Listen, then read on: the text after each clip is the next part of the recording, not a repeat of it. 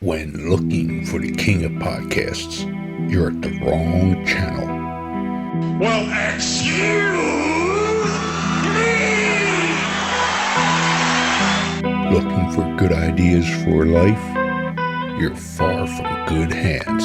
Hey, bud, what's your problem? If you think the listener is always right, you're far from the right place. Out of order! Even in the future, nothing works! Hosted by a Northeasterner by birth, but a rebel by choice. Are you threatening me? If you want a host that floats between love and madness, and we know the night is always gonna be here anyway. Thinking of you's working up my appetite. Looking forward to a little afternoon delight. then play on and listen to Crazy Train Radio. All right, guys, listen to this blues riff and B. Watch me for the changes and try and keep up, okay?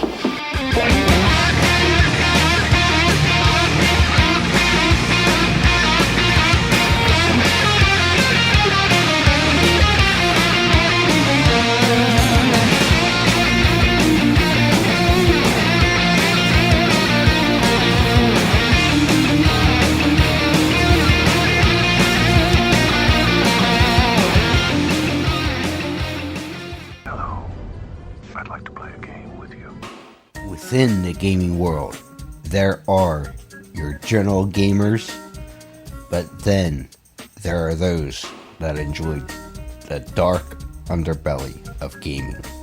If you're one of those that enjoy the dark underbelly of gaming, we certainly got the place to send you.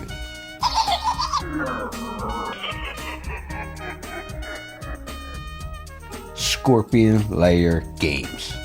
That's right, Scorpion Lair Games is the creators of the true crime hit Killers, the card game.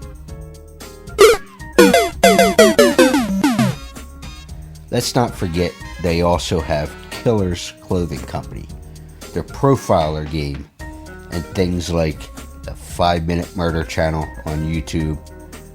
And we certainly can't forget the new book that is certainly a hit, Beyond the Headliners, True Crimes, Myths, and Legends. Make sure you visit Jeff and the Scorpion Lair Games on Facebook and everywhere today.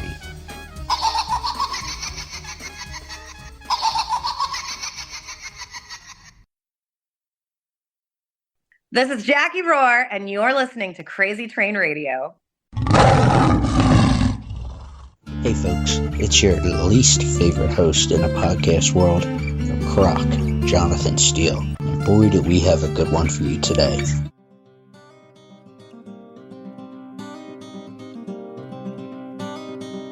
Ladies and gentlemen, boys and girls, children of all ages, this next guest has recently, she has announced the release of her new single, High Heel High, that is set for July 2024. And I think we're here in a second, but I never knew how to read and write, so what do I know? But this is her latest project that she announced. She currently has over 100,000 streams across all platforms, which is showcasing her growing popularity and loyal fan base. She's currently active all over social media, as she's across all platforms: Facebook, Instagram, TikTok, Twitter, X, whatever the hell you want to call it. And you can catch her stuff, like I said, on Spotify. Let's welcome Jacquie Roar. How are you? I'm good. How are you? I can't complain. Just wolfed down 2 sandwiches between 2 Zoom meetings, so it's all good. Oh man, bread would be so nice right now. Why are we not on the carb kick? So I'm doing just a 7-day cleanse to kind of shock the system, because, you know, when you diet for so long, you have to go like a week on, or like I think it's like 4 weeks on and 1 week off. And that's why they allow cheat days, but I don't do cheat days. I just do a week where I cleanse. So it kind of keeps the dieting going. Okay. Never heard of that. Well, I've heard of cleansing and stuff, but you know, hence why I'm not the brightest bulb when it comes to that stuff. I was wolfing down a couple roast beef sandwiches, so. That sounds delicious. Yep. Like, every once in a while I will do like a carb load. It's not very often, but I'll do it. So, I mean, I did it when I was in Nashville. I ate like a whole loaf of bread. So, All right. Well, since we went this direction, what's your normal cheat? Like if you were going to cheat on a diet, whatever you're doing, what's your go-to?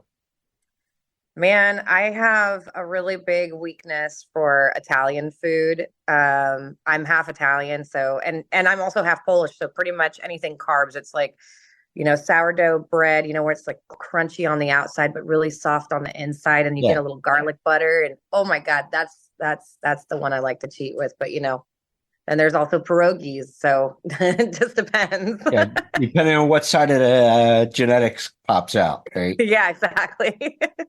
Yeah, boy. So obviously you got the new announcement. So have you recorded this? Where we stand with everything? Obviously you announced for July of this year. So Yes. where do we lay it? What's going on? So July with that? 12th. Yeah. July 12th is when it comes out. I'm really excited for this one. I spent a lot of time kind of growing as an artist before I even got on The Voice. And this was one of the songs that I was going to release before I even went onto The Voice. When I got that call, I put this project on hold because I didn't want to put out music and have it just go nowhere. So I waited till after the show, and I've been releasing each one instead of an EP. I've been releasing each one of my songs that I was going to have on the project. So this one I didn't write. Leanna James, Bonnie Baker, and Leah Turner, three gals wrote this song, and it happened to sing to me when I heard it. I was like, yes, this is exactly how I feel when somebody cheats on me. I'm not crying. I'm freaking angry. So I had to record it, and I can't wait to show it to you guys. It's going to be it's a rockin' song. So, Well, I've known you all about 2.5 minutes, and I could see a little bit of that feistiness from you. You almost think you're from the Northeast, but you're an Oregon gal. So I know it's kind of weird when I do go to that side of town. I don't have any trouble. I fit right in. So, all right. So what we're going to do here is put in a little preview of High Heel High, so you could see the feistiness, folks. You heard it here first.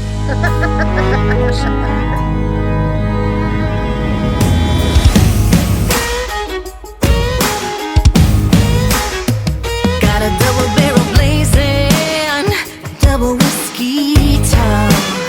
You wanna call me crazy? Well, baby boy, it's on.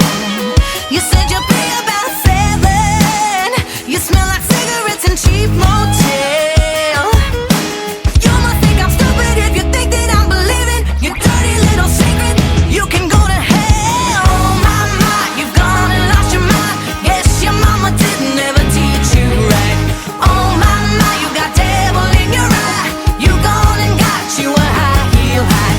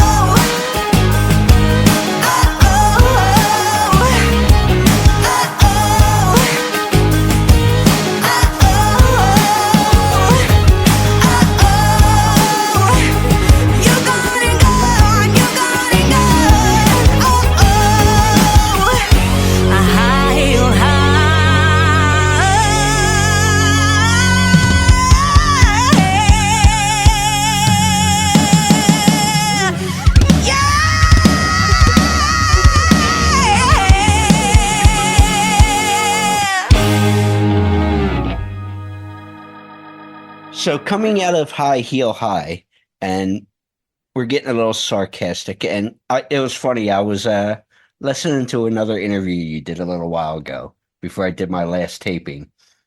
And if I didn't have to go out, I'd have a bottle sitting here. But I hear you might be a whiskey fan. The interview, you were talking about sneaking in and when you were in Nashville recently. Yes, I was talking about it. Well, the guy I was sitting with was a whiskey fan. I am a clear fan. I love anything vodka, tequila. Whiskey I can do if it's on the rocks and it's sipping. I cannot really. Oh, and I kind of do like a Jameson and ginger ale too. So, but my preference is vodka or tequila. I can shoot those straight back, no sugar involved, and mama feels good. And no, folks, we're not going to go with a Joe Nichols tequila makes my clothes come off. So It actually makes me want to fight.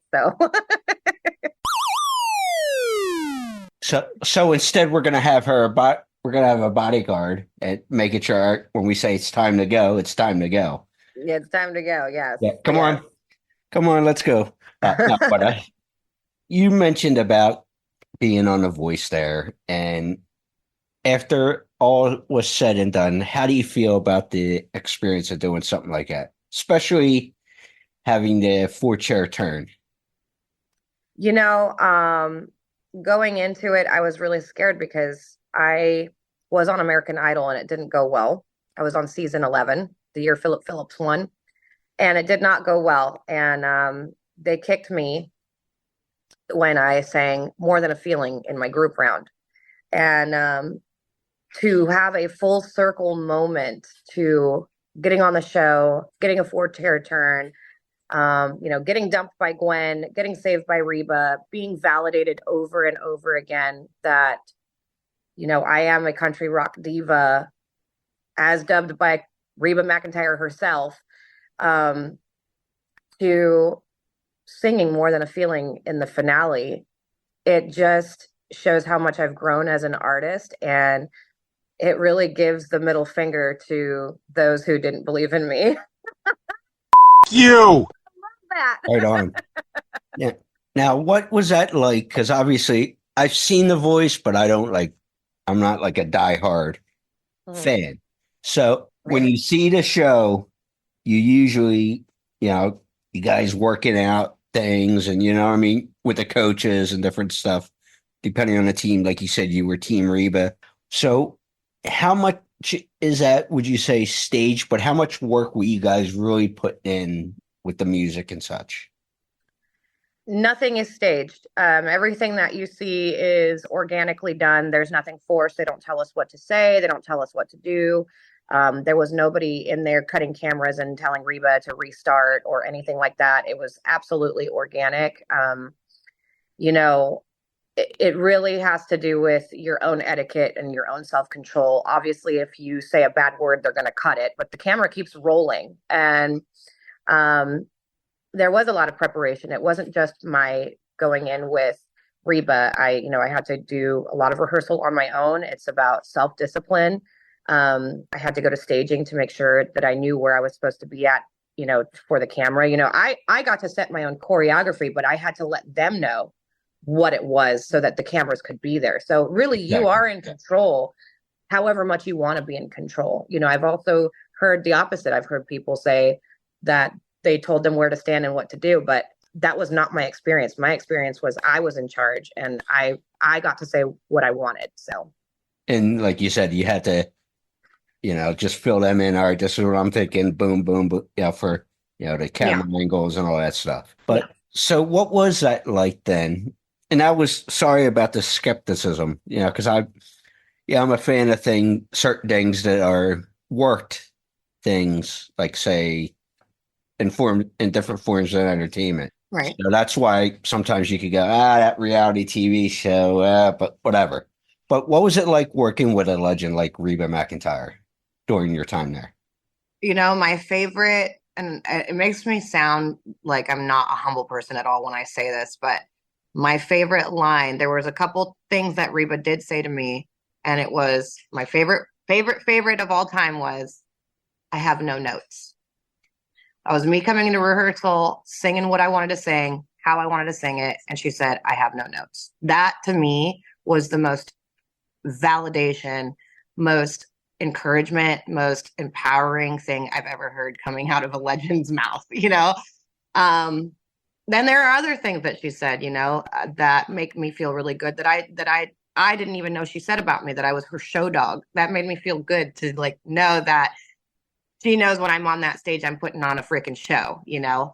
So I would say it just feels good. It feels like I'm supposed to be doing what I'm doing, and nobody's going to take that away from me, because next person who says that doesn't work or that's not good enough or you're not going to make it, you know, all I have to do is call Reba and she's going to tell me the opposite. And that's all that exactly. matters. Like, hold on, this, you know, over here, I think this redhead over here has a little bit of credibility when it comes to music. I could be wrong. Right. You know what I mean? Like, but that's cool. You actually can still stay in touch with her, run things by her and all. Yeah, she's you know, I sent her my music after the finale. And I just asked her opinion, and she's the one who picked my first release, which was Bad Habit. And right now, just 2 days ago, I sent her some more music, and she said she was going to get back to me because she was flying out. So when she got settled in, she was going to listen to my music and send me some notes or whatever, you know, help me pick my next song, because we're thinking it's going to be a ballad, since I haven't shown that side of myself yet. I have hundreds of party songs. That's my flavor. That's my sass. That's who I am. But there's also another side of me. I think everybody can feel vulnerable sometimes. So I do have a couple ballads under my sleeve. But no, that's awesome that you're able to say, hey, what do you to have somebody like that to run things by. But Yeah. Speaking of Bad Habit, how has been the response for that so far? Because obviously you released that post voice back in February of this year or so. You know, I think it has been received really well, considering that it's edgy country. I think that Learn About Love was more accepted because it was not as sassy. I mean, it's a little bit more on the poppier side, but I mean, it fell off of an editorial playlist after a couple weeks, and then it got back on.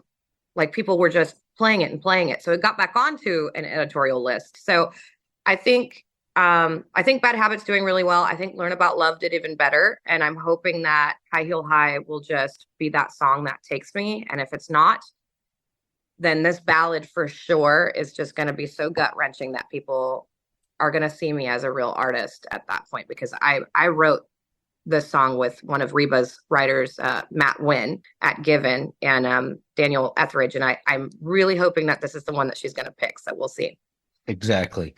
So obviously, besides Reba, you've had the opportunity to share the stage with folks like Dan and Shay, Kelsey Ballerini, and Alan Jackson, and one of my favorite females of all time, Martina McBride. Because I always said Martina falls into that package of she's a small in stature but big presentation with her voice and all that. So you know, with Martina, the time that I was there, it was at the Oregon State Fair, and she was not full voice. She had lost her voice. She was suffering from some laryngitis, and between each song she was spraying this vocal spray so that she could actually sing. And you honestly only noticed just a tiny bit of rasp. That woman sang her booty off through laryngitis. So I have the utmost respect for Martina. Yeah, it's it's funny. I was and we couldn't catch up on this go around. I was one of my favorite musicians country wise, and I've gotten to know him a little bit over the past several years, is and just, you know what I mean? It's like just learning the ins and outs of the music and everything else like that. It's amazing to hear these stories and the presentation, like you said, about fighting through things, and it's just awesome. But obviously, we're in the beginning of July. So, what is the next few months for the rest of summer look like for you? What are you thinking professionally? Well, you know, I have quite a few gigs. I'm going to finish out. I think summer is for gigging, and the fall is for preparing for the next summer. I mean, I'm going to be flying out here in 2 weeks to go to LA to start doing my pre-pro for my next releases. I have 4 or 5 songs that are already to go. Just need to get them recorded in Nashville. So my process is I go into Nashville, I write. What I'm like last week, I wrote at Curb for 4 days straight, and then I take it to my producer, who is Jason Mater. He's out of LA, Burbank, and I go do my pre-pro, which is pretty much pre-production, like a demo, and then we send it to Nashville. We send it to a studio or to an MD, a band leader that would be orchestrating all the session players, and then they show us what they kind of want to do or what they think would be best in the country world for my music. And then we just taper it off from there. We tailor it to what I like and what is going to be great for listeners, you know.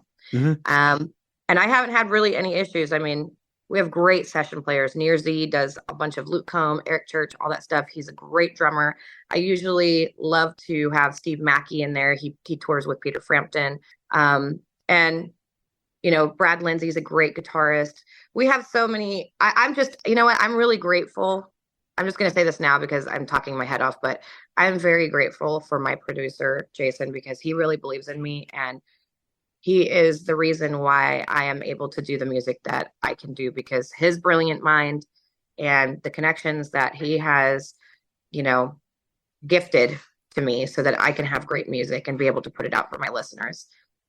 I want to put everything out as best and as most ready possible, you know, instead of giving them like a half-ass song. Like, I want to make sure they know I'm putting that work in, and I'm really striving to be perfect for them. So The one personal question I want to ask, and we all work for our kids and everything else like that. And I heard you're a mom. So what does your kid think of what you do and everything you've accomplished so far? you know, my beautiful, I have 2 of them. I have my daughter, and then I have my stepdaughter, Leilani in Georgia, and they are the sweetest girls. They both want to be singers. They both love, you know, they want to come to my shows. They want to be a part of it. And, you know, I think it's opened up a lot of my vulnerability that I didn't have before. And I think it's just because they are so supportive. You know, they FaceTime me when I'm on the road, and they're like, "Mom, I hope you're having fun." Not like, "Mom," you know, they're not like, "Mom, I miss you, come back home," you know, because I think they know that would make me cry. So they're just like, "Go, Mom, you know, go get that stage and show them how it's done," you know. So I'm always getting really praised by them, which is even more motivation to keep going so that they can keep dreaming, you know. Well, if that's the case and they want to be singers and stuff, with everything you've learned so far, what would you tell them? It's not easy, you know. One thing that I can tell you that music is for me is it's therapy, but it has also broken my heart over and over again. This industry is really hard to get into, and it's not even sometimes the industry itself. It's the lack of attention attention span from your fan base. I mean, I have 50,000 followers, for example, combined on my Facebook and my Instagram. And to a lot of people, that's not a lot, but that's enough for, if all 50,000 of them hit the pre-save link, I would be charted on an editorial playlist, which would help my music. I don't have 50,000 people pre-saving. I have maybe 10% of that. So it's really about the attention span of your fan base and listeners. It's also that you do have to make a lot of relationships in this industry. And even those relationships don't mean that you're going to make it. And you're going to cry. There are going to be people that will cut in line, that will go viral. And it's going to break your heart because you're going to say, how did she go viral? And I've been posting for 90 days straight and I'm only getting these many views. It's a very tough industry. You're always going to be really hard on yourself. But if you love it, it's worth it. And a little something you said there reminded me of a quote that I have to remind myself of often. And it's not who knows you, it's who knows you that's willing to say they know you. So, yeah, I could definitely understand just the stories I've heard, how tough things can be. But, Jackie, thank you so much for the time. Oh, man, thank you so much for having me. I appreciate it.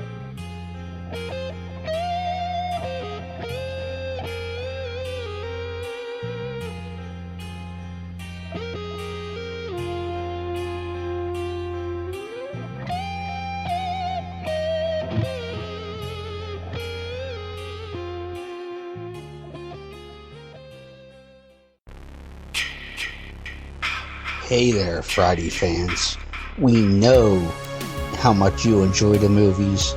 Enjoy grabbing your Friday merchandise and interacting with the Friday family, whether it be at conventions or during our particular watch-alongs. Well, when you're looking to get yourself masks, why not check out our friends over at Camp Blood Customs out of New York State and order your specific custom mask from any of the films. All orders are made specifically. Your needs and wants are. Make sure you find Camp Blood Customs on Facebook, Instagram, and all over social media and order yours today.